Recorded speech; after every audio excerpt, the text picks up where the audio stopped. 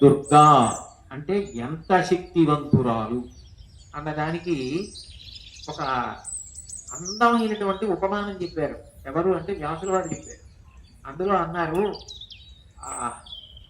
గవాం పంకా మివాబల, బలము లేనటువంటి ఒక గోవు, చాలా బలహీనమైనటువంటి గోవు, నడవలేక నడుస్తూ, అసలు గోవే అంత గొప్పది, బలహీనంగా ఉందంటే ఇంకా బాగా కాపాడుకోవాలి.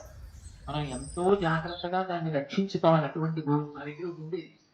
అది పాపం లేవలేని స్థితి వస్తే మేము దాన్ని దగ్గరికి తీసుకెళ్ళి ఆహారం పెట్టి మంచినీళ్ళు ఇచ్చి ఆఖరికి అది శరీరం వదిలిపెడుతున్నప్పుడు అందరం చుట్టూ కూర్చుని విష్ణు సహస్రనామ స్తోత్రం చేస్తుండగా అది పంచభూతలు దాన్ని కాపాడుకున్నాం.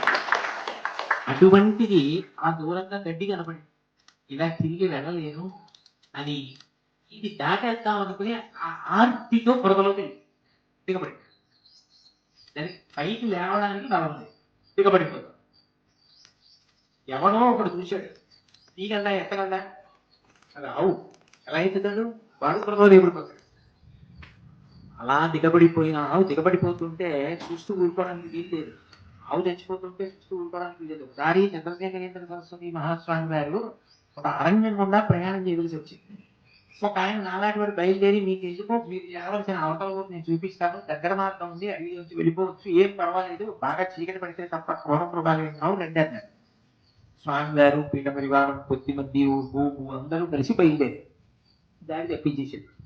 వాడికి తెలియదు పాపం, దారి చెప్పాడు చీకటి. ఎంతసేపు నడిచినా ఊరు రాదు. స్వామి గారు అడిగారు, ఏమైనా దారి చెప్పావా అన్నారు. దారి తప్పిపోయానంటే తెలియట్లేదన్నాడు. ఒక్క క్షణం ఆగే. రైలు పూత వినపడింది. రైలు పూత వినపడిందంటే పట్టాలు ఉన్నాయి, పట్టాలు ఏదో ఊరు పెడతాయి పదని చెప్పి ఆయన పూత ఎటు వినపడిందో అని వెళ్ళారు. రైలు పట్టాలు కనపడి కొంచెం పల్లెటూరు కనపడి పులులు అరుపులు వినపడతాం. ఆయన ఏం చేశారంటే ఒక అబాండెంట్ వ్యాగన్, న్యూ ప్లైన్ లో అబాండెంట్ వ్యాగన్ అంటే ఇంకా దాన్ని ఉపయోగించారు, పాడైపోయిన వ్యాగన్ న్యూ ప్లైన్ లో పెట్టారు. ఆయన ముందు ఏమన్నారంటే, ఒక ఆవు ఉంది దాన్ని లోపలికి ఎక్కించింది, నేను బయట బల్ల కట్టండి, నేను దాని మీద కూర్చొని జపం చేస్తూ ఉంటాను తెల్లవారి వరకు.